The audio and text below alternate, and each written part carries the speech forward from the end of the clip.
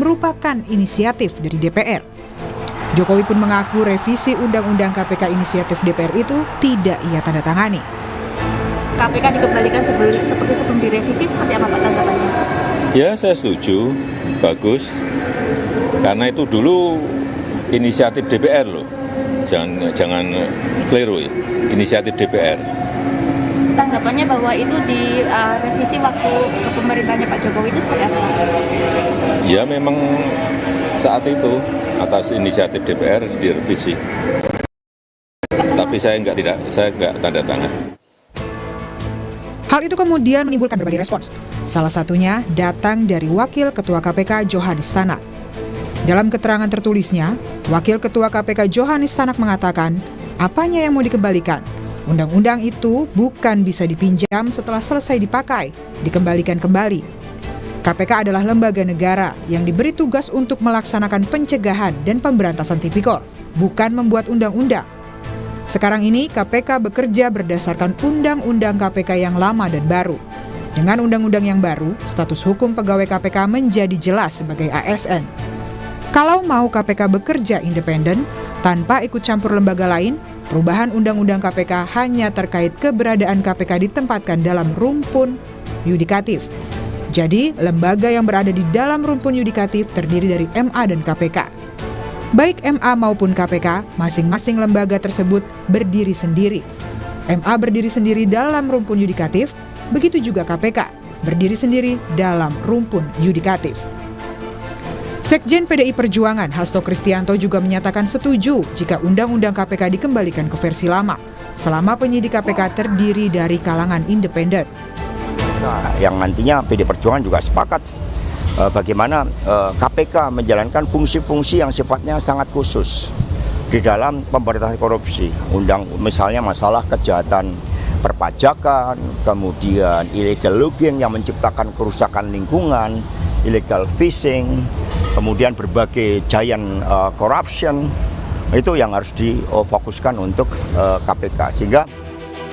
Sementara itu, PLT Wakil Koordinator ICW Wana Alamsyah mempertanyakan kembali pernyataan Jokowi yang setuju Undang-Undang KPK kembali ke versi lama.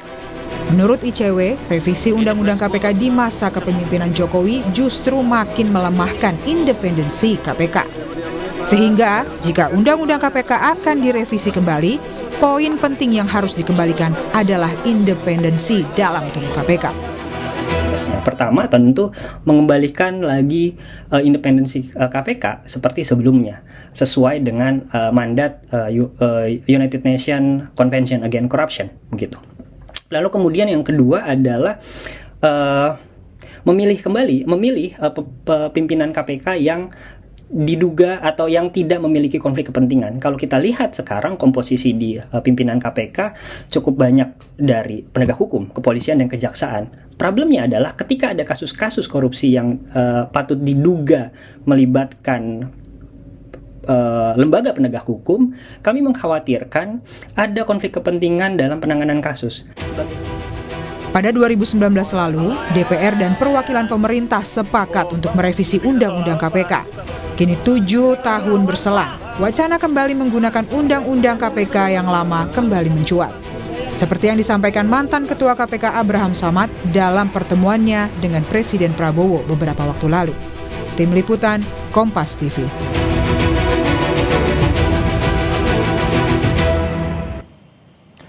Lalu pertanyaannya, apakah wacana Undang-Undang KPK dikembalikan ke versi lama akan dilakukan oleh pemerintahan saat ini? Lalu apa saja poin yang perlu diperhatikan jika Undang-Undang KPK perlu direvisi kembali? Saat ini sudah bergabung bersama kami mantan Ketua KPK Abraham Samad dan juga Wakil Ketua Badan Legislasi DPR RI Ahmad Doli Kurnia. Selamat malam Bapak-Bapak. Malam. Assalamualaikum warahmatullahi wabarakatuh. Waalaikumsalam warahmatullahi wabarakatuh. Saya ke Bung Samad dulu. Bapak Abraham Samad ini Ketua KPK periode 2011-2015 ya, sosok yang merasakan langsung bagaimana rasanya memimpin KPK saat masih dalam tanda kutip berdarah dingin begitu ya, sebelum katanya dilemahkan oleh aturan yang baru. Nah, Bang Abraham, apakah ini kabar baik yang Anda terima ketika mantan Presiden Joko Widodo atau Presiden ke-7 Republik Indonesia Joko Widodo mengamini apa yang Anda inginkan Apa itu merupakan kabar baik atau sekedar janji manis? Karena sekarang sebenarnya sudah kehilangan momentum, Bung Abraham. Iya, sebenarnya begini ya. Saya ingin katakan begini bahwa ketika Undang-Undang KPK direvisi tahun 2019, itu berarti kita sudah mengingkari United Nations Convention Against Corruption yang kita sudah ratifikasi. Ya, padahal sesungguhnya ketika sebuah konvensi internasional diratifikasi, maka kita harus tunduk dan patuh mengikuti aturan-aturan yang sudah disepakati bersama. Salah satu aturan di dalam United Nations Convention Against Corruption itu menyatakan bahwa lembaga anti korupsi yang ada di dunia seharusnya dia sifatnya independen, kelembagaannya sifatnya independen ya. Jadi dia tidak boleh berada di bawah eksekutif, yudikatif dan legislatif. Oleh karena itu menurut saya ketika lahir Undang-Undang 2019 yang meletakkan lembaga KPK di bawah rumpun eksekutif, itu berarti kita sudah menyalahi atau tidak mengikuti lagi apa yang dimandatkan oleh UNCIC, padahal kita sudah ratifikasi. Kira-kira seperti itu. Oleh karena itu menurut saya, yang dulu, walaupun sebenarnya di dalam undang-undang yang baru KPK dijelaskan di salah satu pasalnya bahwa mengenai tupoksi ya, tugas penegakan hukumnya itu tetap independen. Tapi kalau kita merujuk di UNCIC, tunggu. Ya. Kalau kita merujuk di UNCIC supaya lengkap nih ya. Kalau aku silakan Bung. Sampaikan sepotong-sepotong nanti masyarakat tidak teredukasi. Oleh karena itu kalau kita walaupun dalam tugas tupoksinya kita menyatakan dia independen, tapi kalau kelembagaannya itu sifatnya tidak independen, dia berada di bawah salah satu rumpun. Dalam hal ini rumpun eksekutif, itu menjadi masalah. Kenapa menurut saya menjadi masalah? Kita bisa lihat ya, ketika lembaga itu diletakkan di bawah rumpun eksekutif, maka aturan turunannya ketika itu mensyaratkan seluruh pegawai KPK itu haruslah menjadi ASN, aparatur sipil negara. Oleh karena itu pada saat itu karena ada aturan seperti itu, maka lewat komisioner KPK pada saat itu yang bernama Firly Bahuri dan kawan-kawan melakukanlah apa yang kita kenal selama ini, tes wawasan kebangsaan yang dilakukan ya. Kenapa tes wawasan kebangsaan itu dilakukan pada saat itu? Karena salah satu syarat ya yang dibuat, salah satu syarat untuk menjadikan pegawai-pegawai KPK yang tadinya berstatus pegawai independen, bukan pegawai negeri sipil, harus menjadi pegawai negeri sipil. Maka dilakukanlah tes wawasan kebangsaan. Tapi yang menjadi ironis kalau kita lihat, tes wawasan kebangsaan yang dilakukan Firly dan kawan-kawan itu adalah tes wawasan kebangsaan yang sifatnya abal-abal. Kenapa saya katakan sifatnya abal-abal? Setelah melihat pertanyaan-pertanyaan di dalam tes wawasan kebangsaan itu sama sekali tidak mencoba menggali tentang wawasan kebangsaan seseorang atau tentang nasionalisme seseorang. Tapi justru banyak pertanyaan-pertanyaan yang rada-rada aneh, yang lebih kepada menggali tentang pribadi-pribadi seseorang. Sehingga saya melihat tes itu sebenarnya hanya dilakukan untuk menyingkirkan orang-orang yang selama ini punya integritas di KPK. Dan apa yang terjadi, betul dugaan kita bahwa setelah tes wawasan kebangsaan yang dilakukan, maka ada 57 orang pegawai KPK itu disingkirkan. Kenapa disingkirkan? Karena dinyatakan tidak lulus tes wawasan kebangsaan. Padahal saya paham betul ke 57 orang itu adalah orang-orang yang berprestasi waktu saya masih duduk menjadi pimpinan KPK. Dan orang-orang yang punya wawasan kebangsaan yang luar biasa. Salah satu contohnya misalnya ya, saya kasih contoh, bahwa di antara 57 orang itu ada sebagian besar dari Polri. Bahkan mereka adalah lulusan Akpol, ada lulusan terbaik dan lain sebagainya. Misalnya Novel dan lain sebagainya, ada beberapa orang. Bayangkan saja ketika mereka masuk di Akpol, itu kan tes serupa yang menyangkut tes wawasan kebangsaan, tes nasionalisme itu sudah dilakukan, psikotes dan lain sebagainya, dan mereka dinyatakan lulus. Kok kali ini ketika dilakukan tes ulang dinyatakan nggak lulus? Jadi salah satu contoh, sehingga saya melihat bahwa tes wawasan kebangsaan yang dilakukan pada saat itu sebenarnya tes akal-akalan hanya untuk menyingkirkan 57 orang yang selama ini menurut kacamata saya, karena saya pernah memimpin di sana, mereka ini adalah orang-orang yang tangguh, orang-orang yang tidak berkompromi, dan orang-orang yang betul-betul mandiri dan independen dalam sikap. Kira-kira seperti itu. Oleh karena itulah kemarin pada saat saya berjumpa dengan Presiden Prabowo, saya menyampaikan hal ini, bahwa kalau kita ingin mengembalikan marwah kelembagaan KPK, maka kita harus kembali ke undang-undang lama. Karena salah satu yang memperburuk IPK kita, indeks persepsi korupsi kita ini kan terjun bebas. Dari 37 menjadi 34. Itu salah satu bukti bahwa ada masalah sebenarnya. Oleh karena itu, kalau kita ingin mengembalikan pemberantasan korupsi seperti dulu, punya semangat dan punya hasil, bisa memperbaiki indeks persepsi korupsi kita, salah satunya memperbaiki kelembagaan KPK. Salah satunya, bukan satu-satunya. Kira-kira seperti itu. Nah, salah satu indikator yang Anda sebutkan tadi juga akan dibicarakan tentu saja nanti di DPR. Apakah diamini oleh DPR? Kita malam hari ini juga ada balik dari DPR, Bung Ahmad Doli Kurnia. Bung Doli, kalau apa yang Anda simak dari Bung Abraham Samad tadi, bahwa banyak sekali korban yang muncul, dalam tanda kutip korban yang muncul dari undang-undang revisi undang-undang KPK yang baru ini. Nah, sehingga diminta dikembalikan ke yang lama untuk menjaga marwah KPK.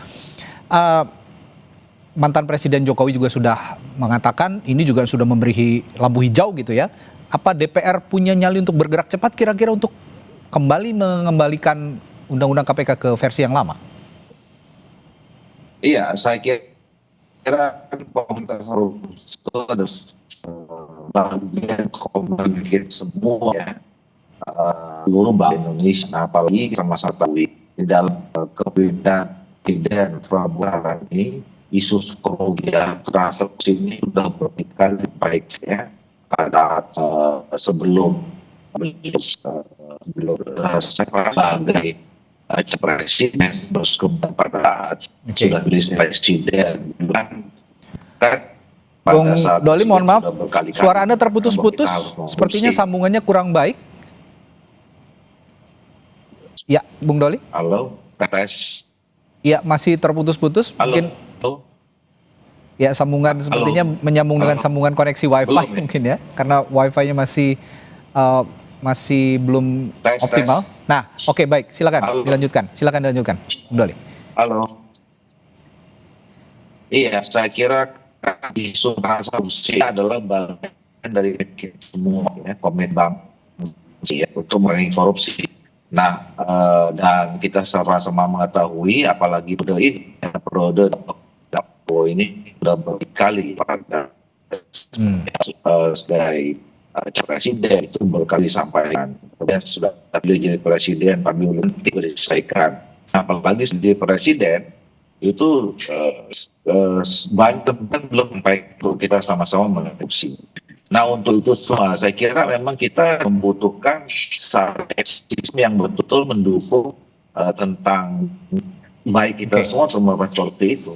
Nah, salah satu untuk bagaimana memperkuat institusi-institusi yang kita harapkan untuk bisa di depan memberantas korupsi termasuk dalamnya. Nah, saya tidak punya pretensi kemudian kita bisa menilai proses sebelumnya itu terjadi pelemahan atau tidak gitu. Dan saya kira tidak ada kata terlambatkan pun kalau kita punya komitmen siapapun kalau kita waktunya pun tidak ada kata terlambat untuk kita bisa memperbaiki ekosistem itu. Dari masyarakat untuk melakukan upaya terhadap undang-undang yang kembali ke yang lama. Saya kira dalam rangka tadi untuk tetap kita berkomitmen memberantas korupsi, saya kira kita dukung gitu. Nah, nanti kita bicara secara rinci mana hal-hal yang memang untuk memperkuat bingkai besarnya, judul besarnya adalah kita semua berkomitmen untuk memberantas korupsi. Nah, untuk itu perlu didukung suatu isu termasuk institusi dikaitkan. Ya, Bung Doli, ini beberapa pihak, mungkin termasuk Bung Abraham Samad, menganggap bahwa DPR juga dalam tanda kutip ya punya dosa untuk merevisi Undang-Undang KPK yang dianggap publik juga akhirnya melemahkan institusi KPK. Tadi Presiden ke-7 Republik Indonesia mengatakan, Joko Widodo mengatakan bahwa dirinya tidak ikut menandatangan revisi Undang-Undang KPK atau Undang-Undang KPK yang baru ini. Itu hanya inisiatif DPR dan ditangani oleh DPR. Saya ingin juga Anda yang duduk juga di DPR di periode sebelumnya pada saat Pak Jokowi menjabat presiden juga ingin menjelaskan bagaimana ini bisa akhirnya menjadi undang-undang dan tanpa ditandatangani oleh presiden. Tapi jangan dijawab dulu Bung Doli, saya akan tanyakan itu hal-hal itu setelah jeda di Sapa Indonesia Malam sesaat lagi. Tetaplah bersama kami.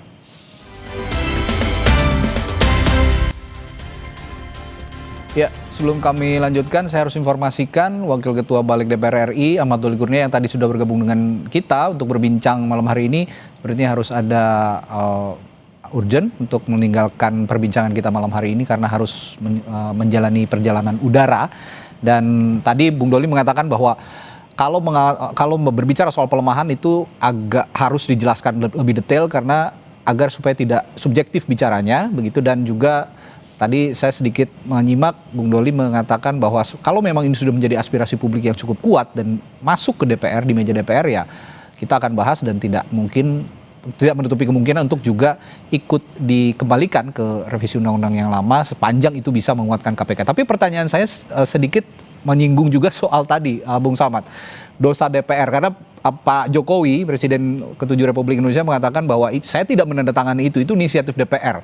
Anda sepaham dengan apa yang dianggap oleh publik bahwa ini adalah dosa DPR atau sebenarnya dosa kolektif DPR dan pemerintah, Bung Samad?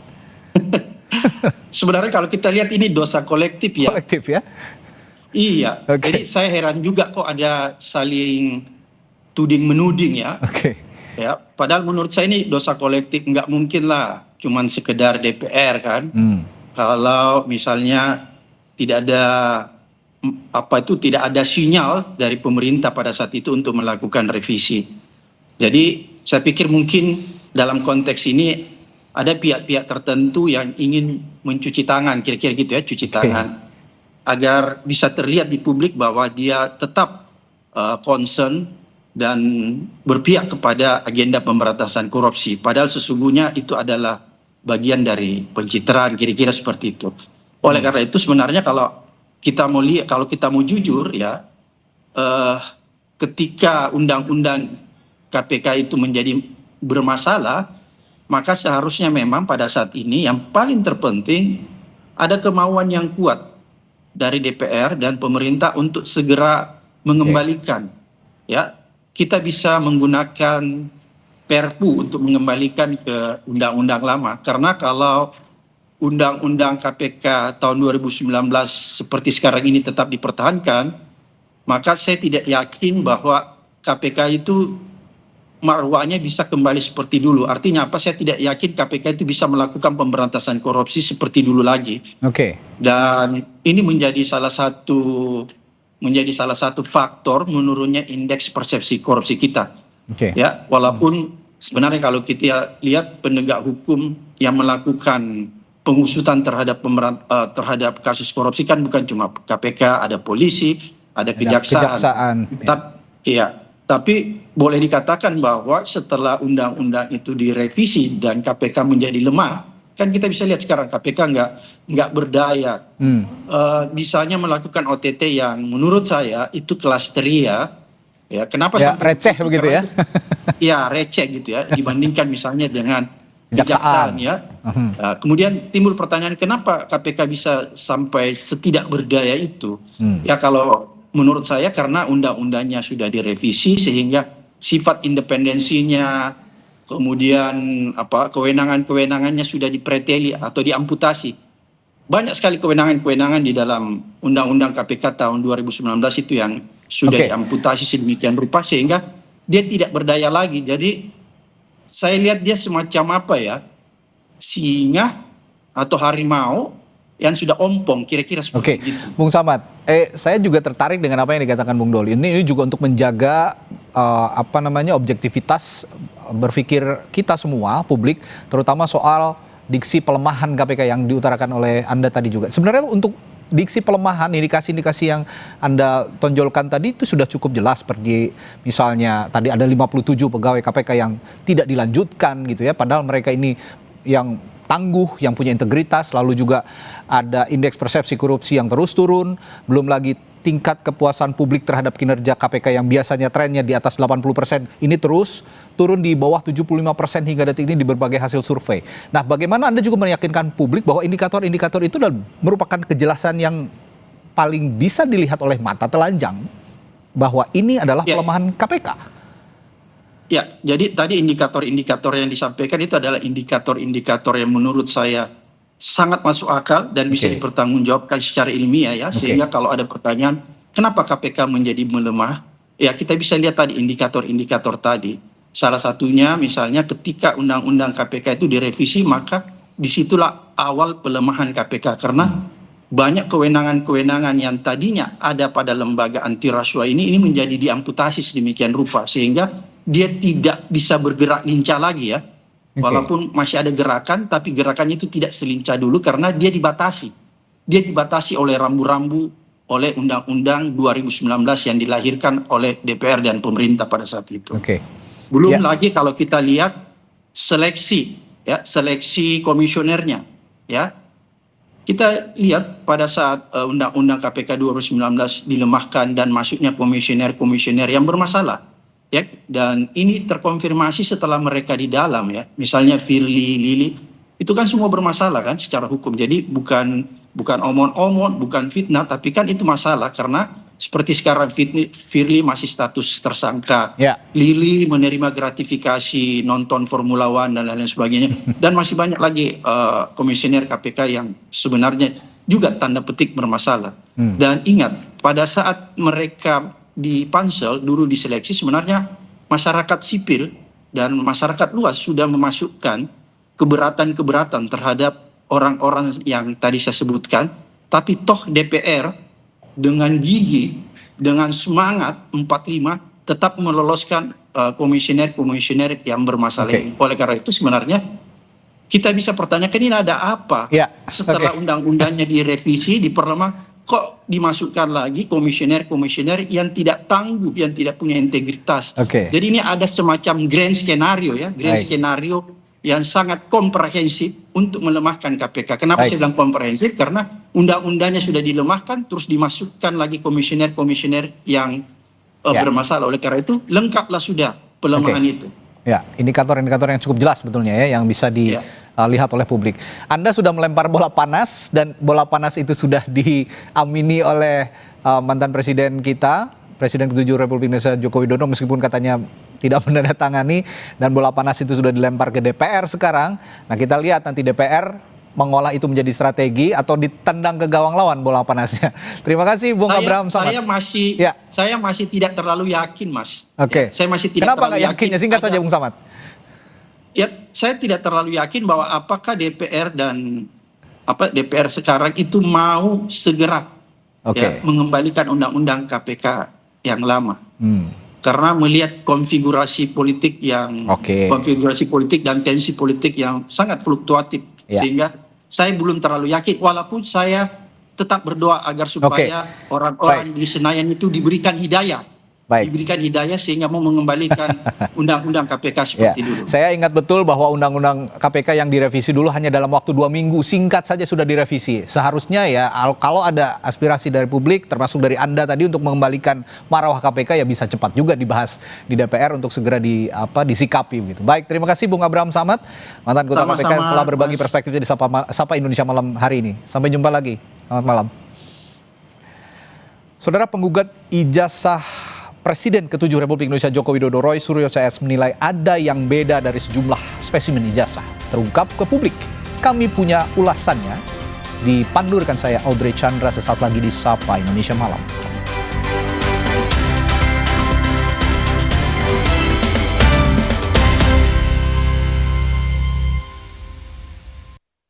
Kakak, sahur. Aku mau sahur ya, Bu. Sahur kan penting, Kak. Biar kuat puasanya, lengkapi sahurnya dengan Energen. 30% lebih banyak sereal, kenyang lebih lama. Kuat puasa seharian. Gurihnya creamy latte, kalau belum coba, pasti nggak nyangka. Terbuat dari kopi Great Brazil dan susu New Zealand, bikin kopinya gurih. Iya, gurih. Penasaran kan? Coba deh, pasti nggak nyangka. Creamy latte, kopi latte, gurih. Sistem keuangan dikorup tikus rakus. Nakula dan Sadewa mengejar Sangkuni. Marjan, berbuka dan bangkitkan semangat.